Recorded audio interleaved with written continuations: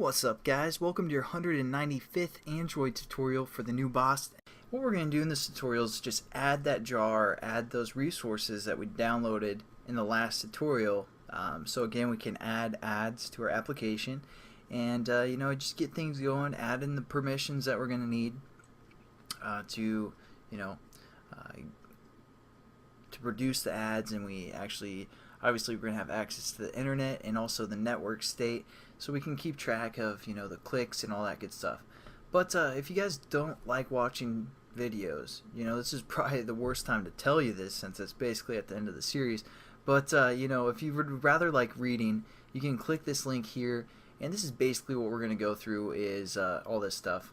But if you just like watching videos like myself instead of reading and just follow along, but if you ever get lost, just double check with this site here.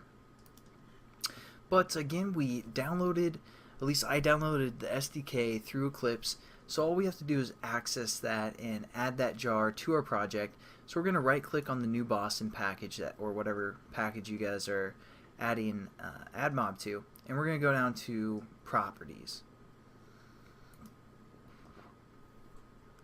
Once we open the properties, we get something like this. We're going to go to Java build path, and we're going to go into our project, or our libraries and we're going to say add external jar, because again we downloaded the SDK which has a jar that we need. So we're just going to say add external jar, and we're going to refer back to wherever we downloaded the SDK, or if you guys downloaded AdMob off their website, find that download and open that there. But again, I downloaded the SDK within my hard drive, so I'm just going to open that up and find the Android SDK for Mac, or wherever you guys again downloaded the SDK.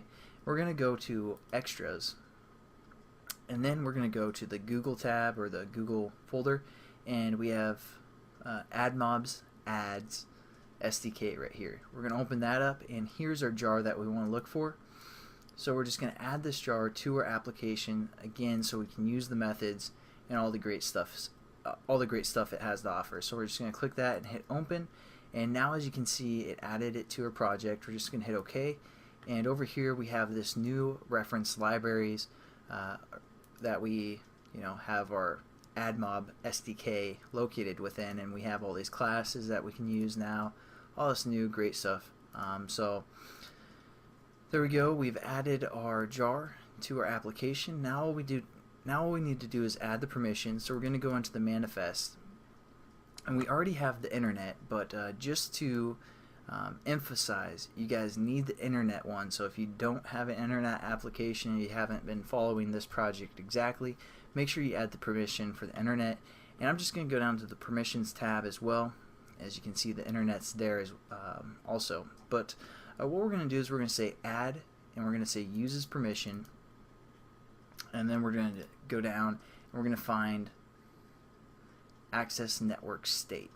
That's another permission we're going to need for AdMob, so we're just going to click that and save our project, and then just maybe double check, go back to the XML, make sure that new permission is in there as well. So we need the access network state and the internet. So those are the two permissions we need for AdMob, and we've set up our jar. In the next tutorial, I'm going to show you how to reference those methods and how to set up and add within your application. So I'll catch you guys in, and have a good one.